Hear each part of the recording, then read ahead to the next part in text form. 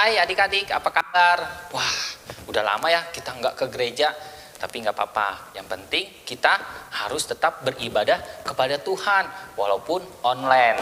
Ya, sekarang yuk kita mau angkat pujian Matahari Bersinar Terang. Ayo yang semangat ya, memuji Tuhan ya walaupun di rumah.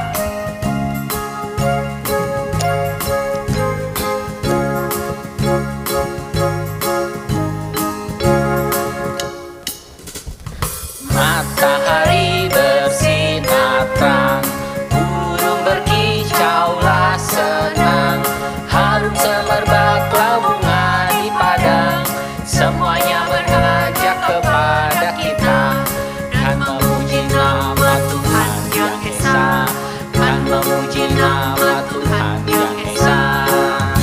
Ayo lebih semangat lagi kita memuji Tuhan. Matahari bersinar terang, burung berkicaulah senang, harum semerbaklah bunga di padang, semuanya mengajak kepada kita, dan memuji nama Tuhan yang Esa, dan memuji nama Tuhan yang Esa, di nama Tuhan yang Esa. Iya, yuk sekarang semuanya lipat tangan, tutup matanya, kita mau berdoa ya. Tuhan Yesus, terima kasih Tuhan untuk kebaikan-Mu pada hari ini. Kalau Engkau masih memberikan kami kesehatan dan juga memberikan kami satu kesempatan yang begitu indah, kami boleh beribadah kepada Engkau walaupun di rumah. Tuhan pimpin akan ibadah kami pada hari ini, boleh menyenangkan hati-Mu, dan kami juga boleh sungguh-sungguh di dalam beribadah. Hanya di dalam nama Tuhan Yesus Kristus kami menyerahkan ibadah kami pada hari ini. Haleluya, amin.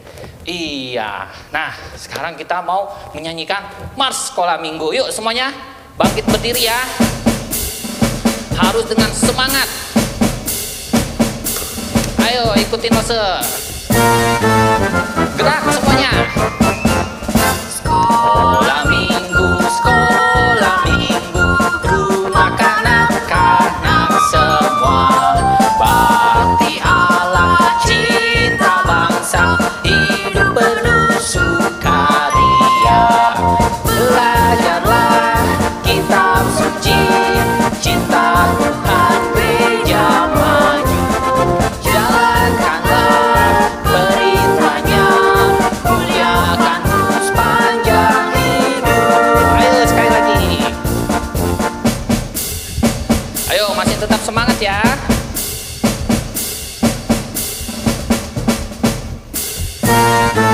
Ayo siap-siap. Sekolah Minggu, sekolah Minggu, rumah kanak-kanak semua, bakti Allah, cinta bangsa, hidup penuh sukaria. Belajarlah kitab suci, cinta Tuhan gereja maju, jalankanlah perintahnya, muliakan sepanjang hidup. Nah, adik-adik, hari ini temanya tentang apa ya? Wah, pasti kalian belum tahu ya, temanya tentang iman. Nah, bagaimana cara kita, iman kita bisa bertumbuh? Nggak bisa langsung hebat gitu, tapi harus sedikit demi sedikit. Nah, seperti lagu ini, yuk kita mau angkat pujian sedikit demi sedikit. Ayo masih tetap berdiri ya.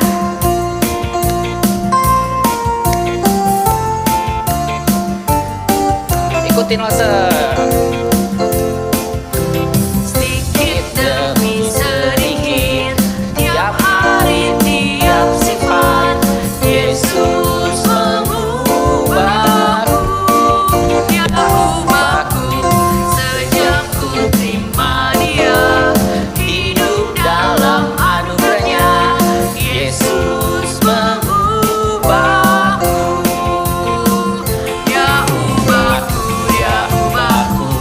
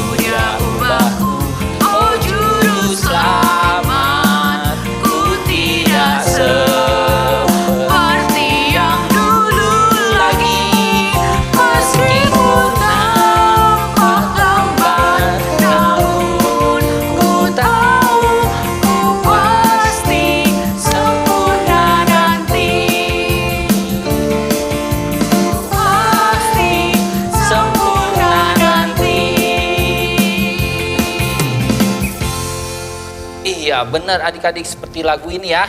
Kita harus bertumbuh sedikit demi sedikit supaya kita bisa sempurna seperti yang Tuhan Yesus inginkan kita hidup ya.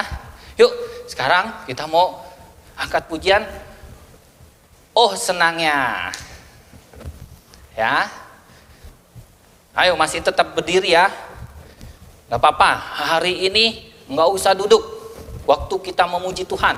Nanti pada saat mendengarkan firman Tuhan kalian boleh duduk. Sekarang kita biar nyanyi terus ya, berdiri biar semangat. Ayo, oh senangnya.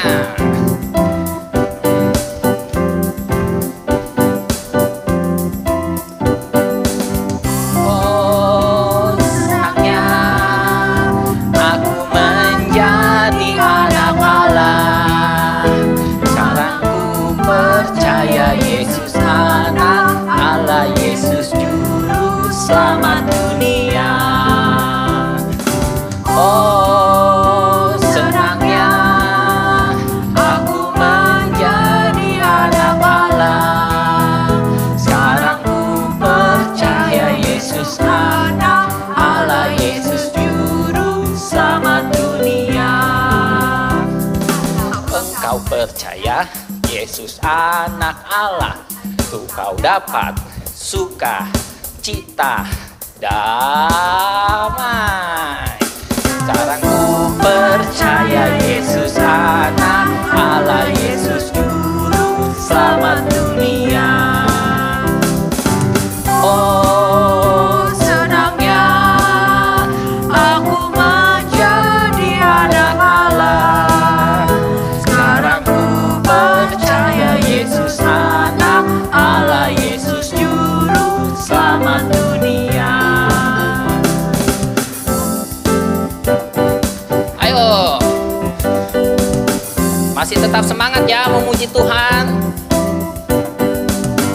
Oh senangnya aku menjadi anak Allah. Sekarang ku percaya Yesus anak Allah, Yesus juru selamat dunia. Oh senangnya aku menjadi anak Allah. Sekarang ku percaya Yesus anak Allah, Yesus juru selamat dunia.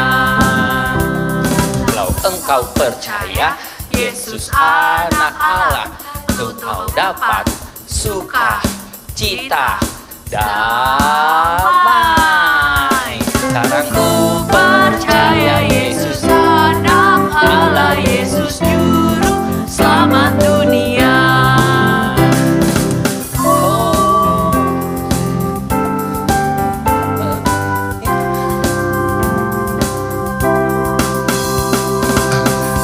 Iya. Nah, sekarang kita mau memberikan persembahan kepada Tuhan. Nah, untuk adik-adik kalian boleh titip uang persembahannya kepada papa sama mami di rumah untuk diberikan kepada gereja ya. Yuk kita mau nyanyikan lagu A Gift to You.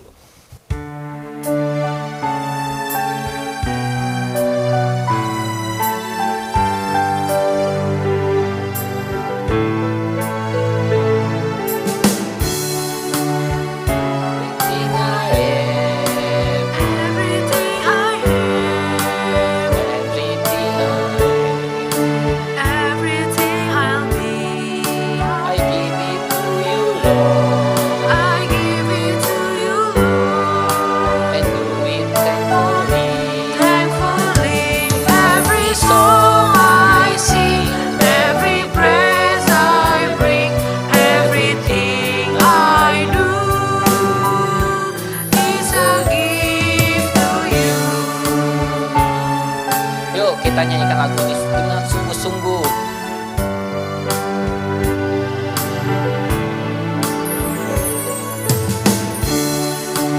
Everything I have, all you've given me,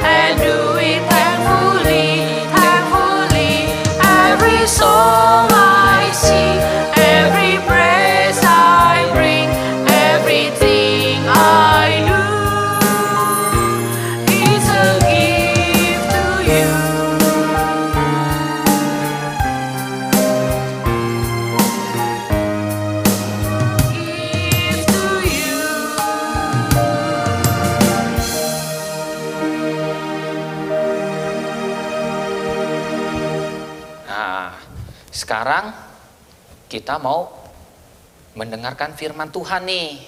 Sebelum mendengarkan firman Tuhan, kita mau nyanyikan satu pujian, baca kitab suci ya.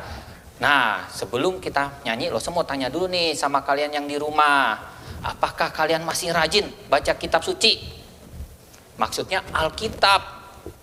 Jangan-jangan Alkitabnya cuma disimpan atau ditaruh aja di lemari, udah nggak pernah dibuka lagi karena udah nggak pernah ke gereja. Apain baca Alkitab lagi? Udah nggak pernah ke gereja, cuman ibadahnya juga online. Nggak boleh ya. Bagaimana supaya iman kita bisa bertumbuh juga? Harus rajin baca Alkitab dan juga berdoa ya. Ingat ya adik-adik, di rumah harus tetap membaca Alkitab. Apalagi sekarang gereja mempunyai program loh, membaca Alkitab satu buku selama 1 tahun. Nah, kalian yang udah bisa baca boleh ikutan tuh program gereja. Sangat baik loh, supaya kalian bisa tahu arti Alkitab. Itu sangat penting isi-isinya ya, membantu kalian untuk bertumbuh. Oke, yuk kita mau angkat pujian baca kitab suci.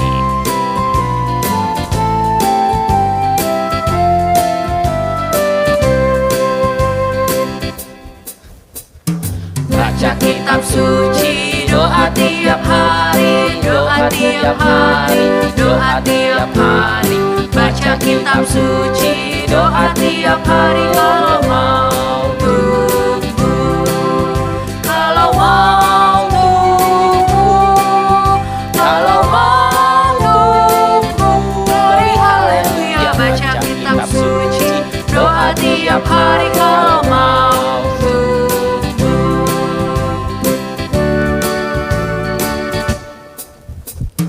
Baca kitab suci, doa tiap hari, doa tiap hari, doa tiap hari. Baca kitab suci, doa tiap hari kalau mau tumbuh, kalau mau tumbuh, kalau mau tumbuh. Glory haleluya, baca kitab suci, doa tiap hari kalau mau tumbuh. Iya, sekarang boleh duduk karena mau mendengarkan firman Tuhan ya. Bye-bye.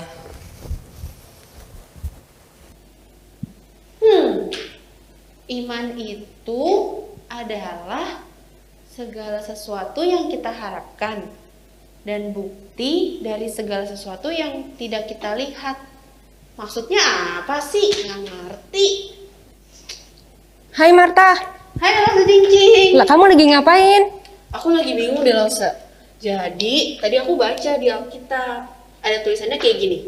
Iman itu adalah dasar dari segala sesuatu yang kita harapkan dan bukti dari segala sesuatu yang tidak kita lihat. Tapi aku benar-benar nggak ngerti Elsa maksudnya apa. Oh gitu. Iman itu ya percaya. Gimana ya jelasinnya ya? Percaya. Gini deh. Percaya itu gimana ya Elsa? Marta, gini deh. Kita adain permainan aja yuk. Permainan supaya kita bisa lebih ngerti apa itu iman. Wah, jadi kita mau main ya Elsa ya? Iya, gimana? Setuju. Oke, yuk ikut aku ya. Yuk. Nah, Tak, gini. Jadi kita mau ngapain nih Elsa? Nih, mainnya gini, Tak. Kalau misalnya aku bilang A, Marta mesti lakukan A. Kalau aku bilang B, Marta lakukan B. Oke. Gitu sih, gampang Itu kan? mah gampang. Nah. Jadi kalau Elsa Cincing bilang Marta ngelakuin ini, aku tinggal lakuin kan? Iya. Oke, itu gitu, gampang ya? Ya, bisa, nah, bisa. oke. Sebelum kita mulai, Marta saya tutup dulu ya. Loh, kok matanya ditutup? Iya, permainannya emang begitu. Matanya ditutup dulu. Oke? Ya udah deh, ikutin aja. Oke. Balik, Tak.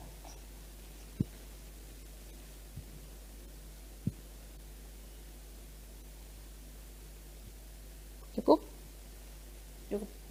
Cukup. Nah. Oke. Siap, Marta? Siap ya? Ya, siap.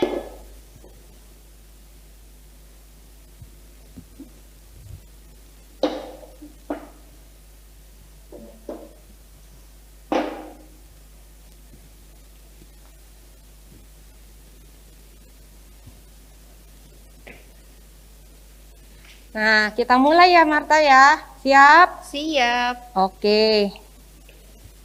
Putar, putar, putar, putar, putar. Stop. Oke. Langkah pertama, Marta balik badan 180 derajat. Oke, lalu Marta maju ke depan 2 langkah.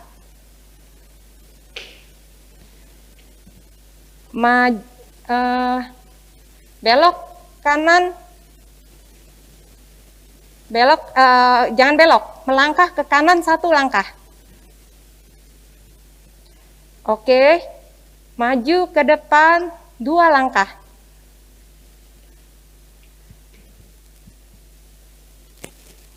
Melangkah ke kiri 2 langkah.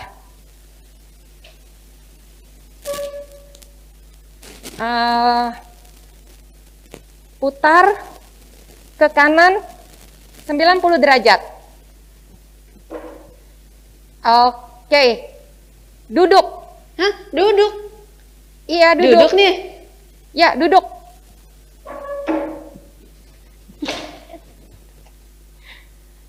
Oke, yeay. Langsung udah boleh buka Berhasil. Iya, boleh dibuka nih, Tak.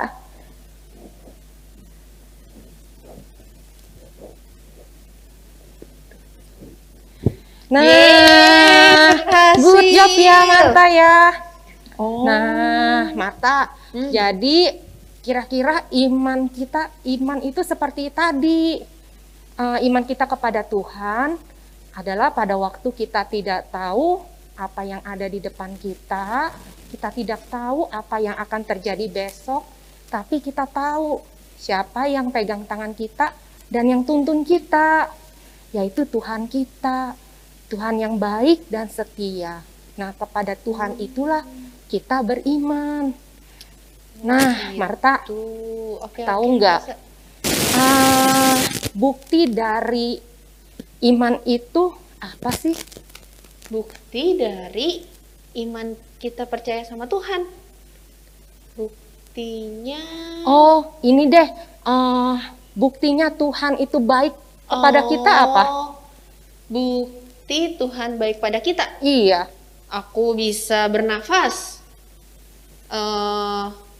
Ciptaan Tuhan. Iya, betul. Nah, tapi Marta yang paling nyata bukti kasih Tuhan kepada kita itu melalui salib Tuhan Yesus. Di mana Tuhan Allah rela mengorbankan anaknya yang tunggal, satu-satunya yang begitu dikasihinya untuk mati di kayu salib dan mati buat menghapus dosa kita semua. Oh gitu loh, Nah, jadi bukti yang paling besar adalah Tuhan Yesus rela mati untuk kita. iya betul Marta. Nah, bukti dari iman kita juga seperti yang tadi Marta lakukan, yaitu taat. Taat kepada perintah Tuhan. Nah, kayak gitu Marta. Berarti kita sebagai anak-anak Tuhan, yang pertama kita harus percaya. Kita harus percaya kepada Tuhan Yesus. Selain percaya, kita juga harus taat. Iya. Taat mengikuti seluruh perintahnya. Iya, betul. Betul sekali Marta. Ya, kalau kita udah ngerti deh Lase. Terima kasih ya Lase. Oke, dadah. Dadah. Shalom adik-adik. Ketemu lagi dengan Lase Cincing. Tadi kita sudah lihat permainan yang dilakukan oleh Lase Marta mengenai iman dan ketaatan. Nah, minggu ini Lase juga mau cerita masih berfokus kepada iman dan ketaatan. Tapi sebelumnya adik-adik yuk kita minta Tuhan pimpin, kita mau masuk dalam doa dulu. Mari kita berdoa. Tuhan Yesus, terima kasih Tuhan kalau hari ini kami masih boleh datang ke ibadah online, kami masih boleh mendengarkan firman Tuhan. Tuhan tolong kami supaya kami boleh duduk diam, kami boleh mengerti firman Tuhan yang disampaikan oleh Lause. Dalam nama Tuhan Yesus kami berdoa dan mengucap syukur. Amin. Nah adik-adik, minggu lalu kita sudah dengar Lause Marta cerita mengenai satu orang tokoh Alkitab namanya Yakub. Masih ingat kan adik-adik? Kalau Yakub itu sudah menipu ayahnya Ishak. Menipu dengan cara dia bohongin ayahnya, berpura-pura menjadi Esau, dia pakai pakaian yang berbulu, badannya seperti baunya Esau. Akhirnya Ishak memberkati Yakub mendapatkan hak kesulungan. Nah, jadi hak kesulungan itu berkat yang diberikan oleh ayah kepada anak sulungnya yang mestinya diperoleh oleh Esau kakaknya. Nah, adik-adik, begitu Esau tahu Yakub sudah merampas hak kesulungannya, dia begitu marah. Dia dendam sama Yakub dan dia mau membunuh Yakub.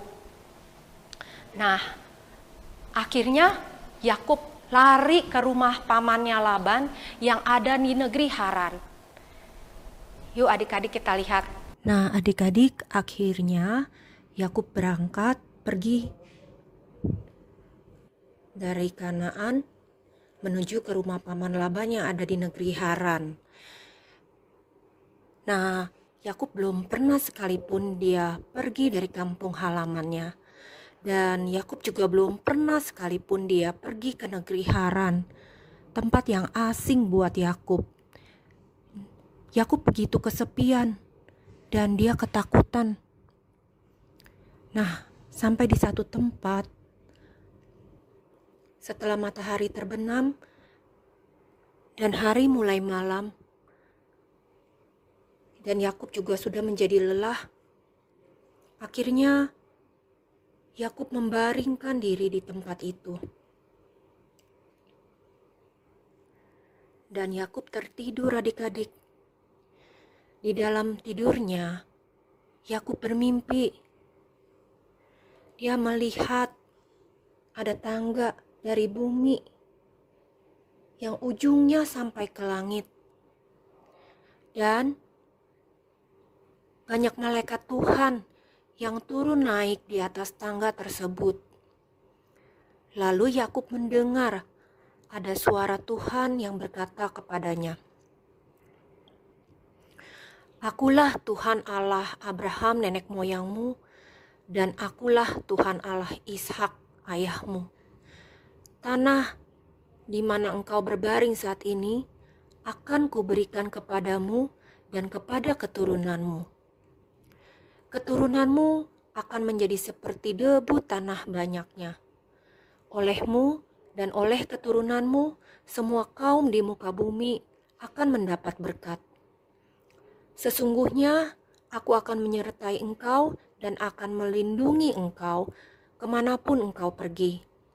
Dan aku akan membawa engkau kembali ke negeri ini, sebab aku tidak akan meninggalkan engkau, dan aku akan tetap melakukan apa yang kujanjikan kepadamu." Begitu firman Tuhan kepada Yakub di dalam mimpinya.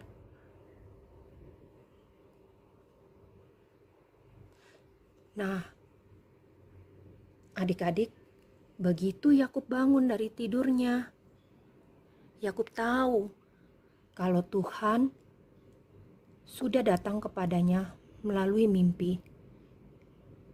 Nah, adik-adik,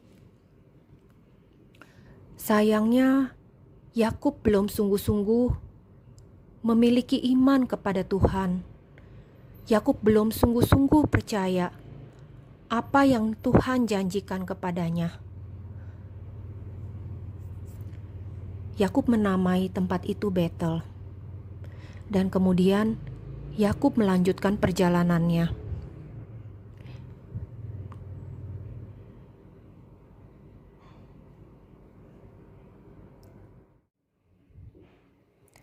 Nah, adik-adik, Tuhan benar ya menyertai Yakub sepanjang perjalanan dia, dan akhirnya Yakub sampai di negeri Haran. Nah, Yakub lalu bertanya kepada orang-orang yang di sekitar sana, apakah mereka mengenal paman Laban? Kemudian salah satu dari mereka berkata, "Di sana ada anaknya paman Laban yang bernama Rahel sedang mengembalakan ternak. Akhirnya Yakub berjalan menghampiri Rahel. Lalu Yakub memperkenalkan dirinya kepada Rahel kalau dia adalah sanak saudara dari ayahnya Laban. Nah, begitu Rahel dia mendengar cerita Yakub, dia segera pulang kembali ke rumahnya untuk memberitahukan kepada ayahnya Laban. Nah, paman Laban akhirnya datang bertemu menjumpai Yakub.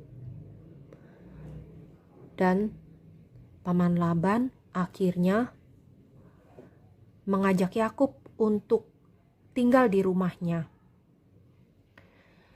Begitulah adik-adik, Yakub akhirnya tinggal di rumah paman Laban dan bekerja untuk paman Laban mengembalakan ternak-ternaknya. Setelah 1 bulan kemudian, paman Laban tanya kepada Yakub, "Hai Yakub, kamu kan adalah sanak saudaraku. Masakan kamu bekerja untukku cuma-cuma? Coba Yakub, apa yang menurutmu patut menjadi upahmu?" Nah, adik-adik, paman Laban ini mempunyai 2 orang putri. Putrinya yang pertama bernama Lea.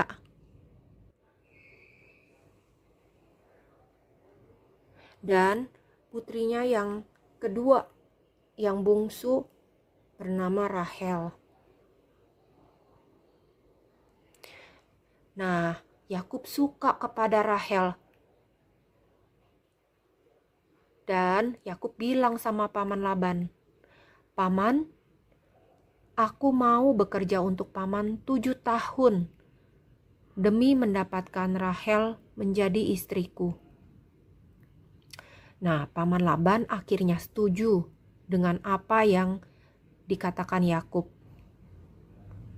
Akhirnya Yakub bekerja untuk paman Laban selama 7 tahun demi mendapatkan Rahel. Nah, benar, 7 tahun kemudian paman Laban menikahkan Yakub dengan anaknya. 1 hari setelah pesta pernikahan selesai, Yakub baru tahu ternyata anak yang dinikahkan oleh paman Laban bukanlah Rahel, tetapi Lea. Wah, Yakub merasa begitu marah, dia merasa begitu kesal, dan dia merasa ditipu oleh paman Laban. Akhirnya Yakub datang lagi bertemu dengan paman Laban. "Paman, apa yang sudah kau lakukan padaku? Mengapa paman menipu aku? Aku sudah bekerja selama 7 tahun untuk mendapatkan Rahel." Paman Laban menjawab Yakub, "Yakub, tidak biasa buat kami di tempat ini untuk menikahkan anak yang lebih muda terlebih dahulu dibandingkan kakaknya.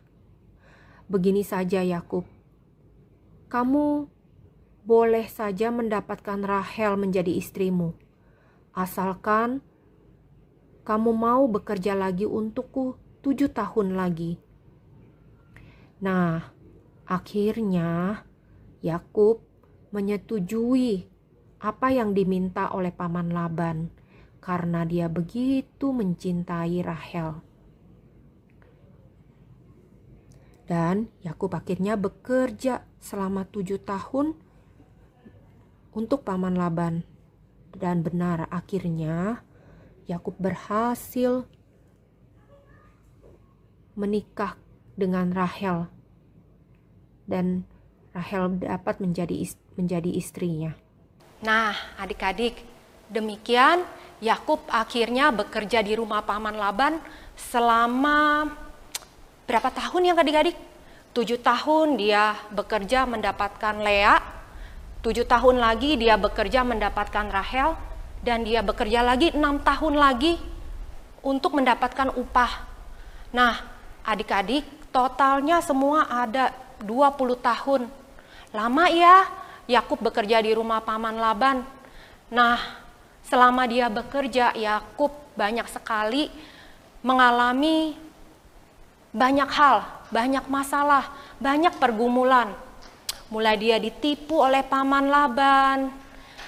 Pada waktu dia dibayarkan upahnya, paman Laban juga berlaku curang kepadanya. Sampai Yakub ditipu sampai 10 kali dicurangi upahnya. Yakub begitu kesal, dia begitu marah. Tapi adik-adik, Tuhan mau mengingatkan Yakub. Yakub ingat kalau dulunya dia juga pernah menipu ayahnya. Nah, lalu adik-adik di dalam rumah tangganya, keluarganya juga banyak mengalami perselisihan, banyak konflik di dalam keluarganya. Lea sudah dikaruniai banyak anak, tapi Rahel belum.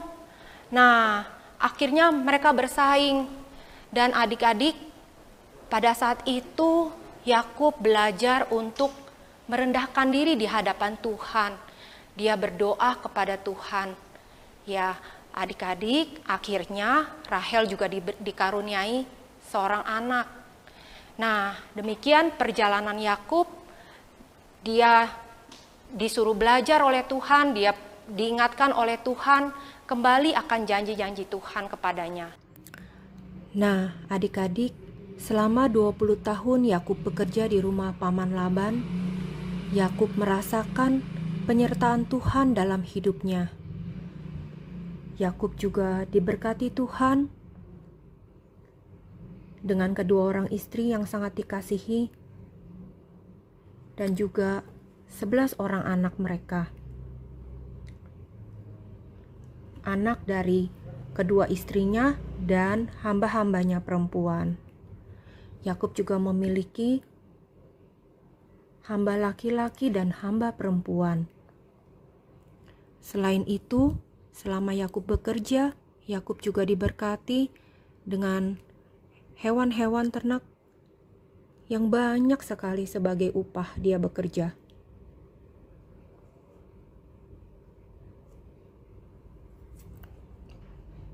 Nah, adik-adik, sampai suatu hari Yakub berencana untuk pulang kembali ke kampung halamannya dengan membawa semua anggota keluarganya. Nah, akhirnya Yakub bilang sama paman Laban akan rencananya. Paman, aku sudah bekerja untukmu selama 20 tahun. Dan sekarang aku mau membangun keluargaku sendiri dan pulang kembali ke kampung halaman, ke tempat tinggal ayahku. Nah, tapi adik-adik, paman Laban tidak setuju dengan apa yang dikatakan Yakub. Karena selama Yakub berada di rumah paman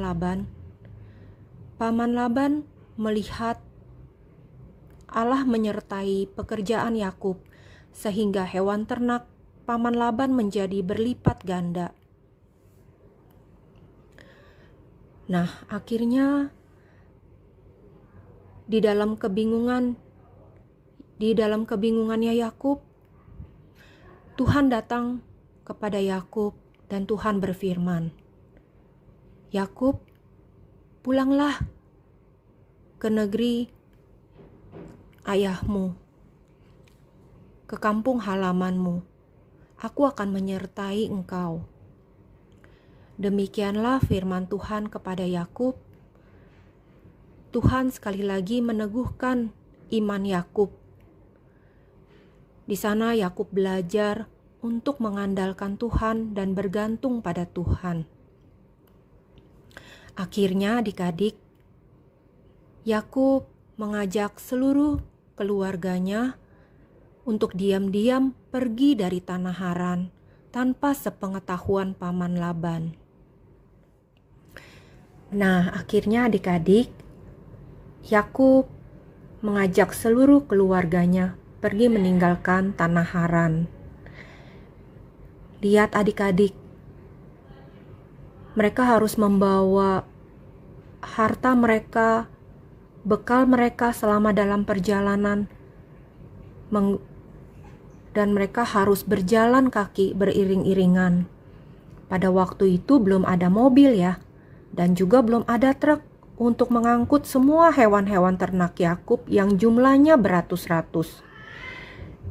Nah, adik-adik, perjalanan mereka panjang, lama, jauh, dan mereka harus lakukan itu dengan berjalan kaki. Tapi Yakub yakin akan janji penyertaan Tuhan kepadanya. Nah, lalu bagaimana dengan paman Laban ya? Adik-adik, begitu paman Laban tahu Yakub pergi dengan diam-diam dari tanah Haran, paman Laban mengejar Yakub. Tapi adik-adik, di tengah perjalanannya, paman Laban bermimpi. Tuhan datang kepadanya melalui mimpi. Tuhan bilang kepadanya, "Ingat baik-baik, jangan engkau mengata-ngatai Yakub sepatah kata pun." Wah, Tuhan berpesan kepada paman Laban supaya paman Laban tidak menghalang-halangi Yakub di dalam perjalanannya ya. Nah, akhirnya paman Laban berhasil mengejar rombongan Yakub. Paman Laban bertanya, "Yakub, kok bisa-bisanya ya kamu pergi tanpa sepengetahuanku? Tahukah kamu Yakub, sesungguhnya aku bisa saja berbuat jahat kepadamu. Tapi Tuhan Allah ayahmu sudah datang kepadaku dan berpesan supaya aku tidak mengata-ngataimu dengan sepatah kata pun." Demikian adik-adik, Yakub tahu kalau Tuhan sungguh-sungguh menyertai di dalam perjalanannya. Dan akhirnya paman Laban merelakan Yakub beserta keluarganya, yaitu anak-anaknya perempuan dan cucu-cucunya, pergi meninggalkannya. Akhirnya sampailah Yakub ke satu tempat yang dekat dengan daerah Edom, tempat Esau tinggal. Dan di sana Yakub memanggil bawahannya.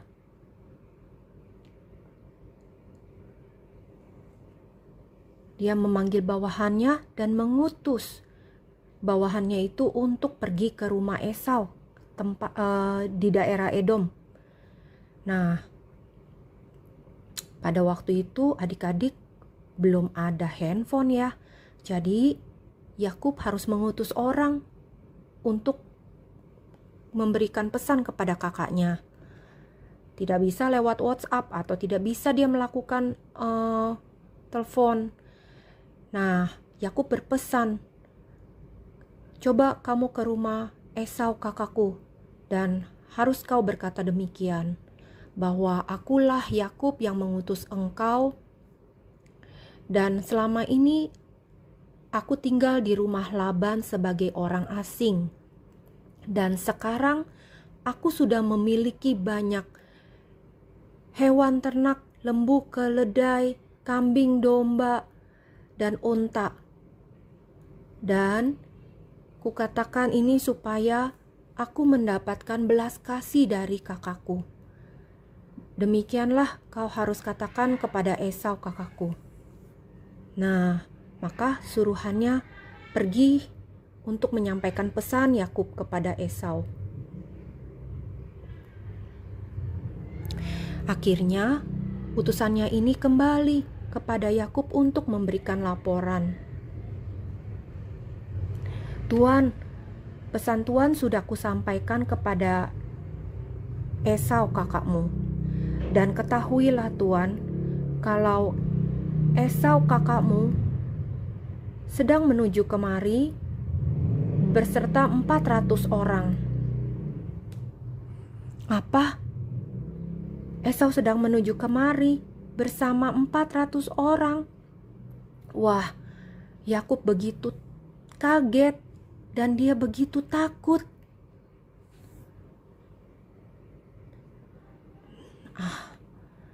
Yakub akhirnya berpikir untuk membagi rombongannya menjadi dua. Yang satu berjalan di depan dan yang satu lagi berjalan di belakang. Karena Yakub berpikir kalau satu dipukul kalah oleh pasukan Esau, maka yang satu lagi akan selamat.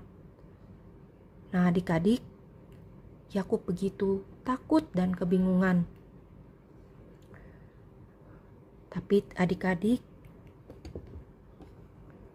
di saat Yakub dia takut, dia datang kepada Tuhan, dia berlutut dan berdoa. Ya Tuhan Allah Abraham, nenek moyangku, dan Tuhan Allah Ishak ayahku, Tuhan yang berjanji akan menyertai aku. Sesungguhnya aku tidak layak menerima kasih dan kesetiaan Tuhan kepadaku. Karena pada waktu dulu aku pergi dari tanah Kanaan, aku hanya membawa tongkat. Tapi sekarang aku sudah mempunyai 2 rombongan. Ya Tuhan, tolonglah aku. Lepaskan aku dari tangan kakakku Esau, karena aku takut Esau akan membunuh aku dan semua keluargaku. Begitulah Yakub berdoa kepada Tuhan.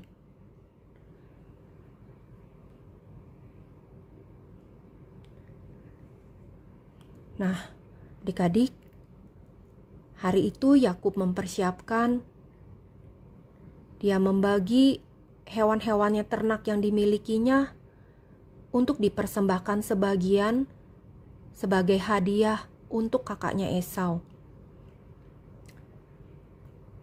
Adik-adik, pada malam itu Yakub tidak bisa tidur. Dia bergumul semalam-malaman. Dia bergumul dalam hatinya. Dia bergumul karena dia takut. Dan dalam pergumulannya itu ada seseorang laki-laki datang dan bergulat dengan Yakub semalam-malaman sampai menjelang pagi. Dan akhirnya Yakub menang. Kemudian orang itu memberkati Yakub dan mengatakan, "Namamu tidak akan lagi disebutkan Yakub, tetapi Israel, karena engkau telah bergumul melawan Allah dan manusia, dan engkau menang." Demikianlah adik-adik, Tuhan meneguhkan iman Yakub. Dan akhirnya Yakub kembali diyakinkan, diteguhkan imannya, kembali ingat akan janji penyertaan Tuhan kepadanya. Dan Yakub menamai tempat itu Peniel. Nah, sampai akhirnya Yakub melihat Esau dan rombongannya dari kejauhan. Sedikit demi sedikit mereka berjalan maju. Dan Yakub berjalan lebih dulu di depan dari keluarganya. Dan dia sujud di tanah sampai 7 kali menghampiri Esau. Setelah mereka menjadi dekat, adik-adik, apa yang dilakukan Esau? Esau dia buru-buru lari untuk menghampiri Yakub. Dia memeluk Yakub dan dia mencium Yakub. Dan akhirnya mereka berdua bertangis-tangisan.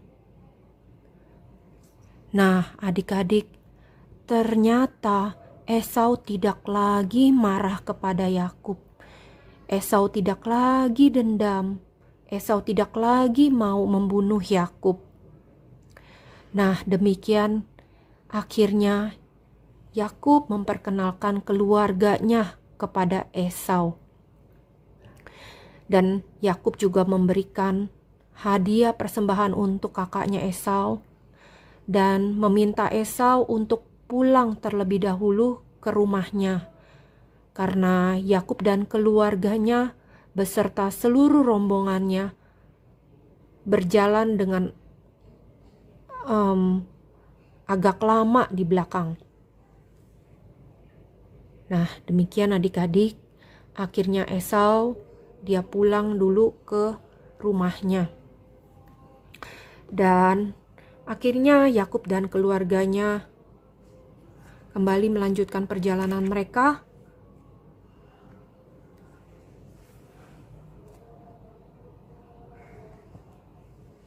Sampai akhirnya mereka tiba di Sikem, di tanah Kanaan. Nah, sesampainya di sana, Yakub mendirikan kemah dan dia juga membangun mezbah yang diberi nama Allah Israel ialah Allah. Nah, adik-adik, Yakub ingat akan janjinya dulu kalau dia sungguh-sungguh menjadikan Tuhan Allah Israel, Tuhan Allah sebagai Allah pribadinya. Nah, tuh kan adik-adik lihat, Yakub akhirnya dia bisa sampai pulang ke tanah Kanaan dengan selamat. Semua karena pimpinan penyertaan Tuhan seperti yang Tuhan janjikan kepada Yakub. Nah, adik-adik, Yakub yang sekarang tidak sama dengan Yakub yang dulu ya. Kalau yang dulu Yakub yang penipu, tapi sekarang dia menjadi Yakub yang rendah hati, penuh kasih. Kalau dulu Yakub yang egois, sekarang Yakub yang pulang ke tanah Kanaan sudah menjadi Yakub yang begitu murah hati. Yakub yang sekarang dia menjadi seorang yang percaya dan taat kepada Tuhan. Yakub yang sekarang adalah Yakub yang sudah diubah sifatnya, karakternya oleh Tuhan menjadi seperti yang dikehendaki oleh Tuhan. Nah, adik-adik, kita juga mau belajar nih dari kisah Yakub. Kita juga mau minta tolong kepada Tuhan untuk merubah sifat kita yang tidak baik. Kalau tadinya mungkin kita suka berbohong, kita suka melawan papa mama, kita suka berantem, kita suka egois, mau menang sendiri, kita tidak mau percaya, kita tidak mau taat. Nah, adik-adik, kita mau minta Tuhan pimpin kita, mengubah hati kita menjadi seperti yang Tuhan inginkan. Ya, sebelum Lause tutup firman Tuhan hari ini, kita mau kembali baca ayat hafalan kita yang minggu ini diambil dari Roma 12 ayat 1. Supaya kamu mempersembahkan tubuhmu sebagai persembahan yang hidup, yang kudus, dan yang berkenan kepada Allah. Sekali lagi adik-adik ya, Roma 12 ayat 1. Supaya kamu mempersembahkan tubuhmu sebagai persembahan yang hidup, yang kudus, dan yang berkenan kepada Allah. Oke, adik-adik, aktivitas minggu ini, adik-adik harus mengulangi ayat hafalan yang tadi Lause sudah ajak adik-adik bacakan, tapi adik-adik boleh pakai gerakan sendiri, adik-adik boleh kreatif, pakai gaya sendiri, terus minta tolong papa atau mama atau cici atau koko videoin, nanti dikirim deh ke Lause. Gitu gampang kan adik-adik? Yuk kita belajar taat ya. Oke adik-adik, kita mengucap syukur lagi, kita mau masuk dalam doa. Lause mau tutup firman Tuhan hari ini. Terima kasih Tuhan, kami sudah mendengarkan firman Tuhan melalui tokoh Yakub. Tuhan, kami juga sama, kami mau Tuhan untuk belajar berubah sifat yang kami yang tidak baik. Tuhan yang ubahkan supaya kami semakin hari semakin serupa dengan Kristus, menjadi seperti orang yang Tuhan inginkan. Terima kasih Tuhan, inilah doa permohonan kami. Dalam nama Tuhan Yesus kami berdoa dan mengucap syukur. Amin. Oke adik-adik, sampai jumpa lagi.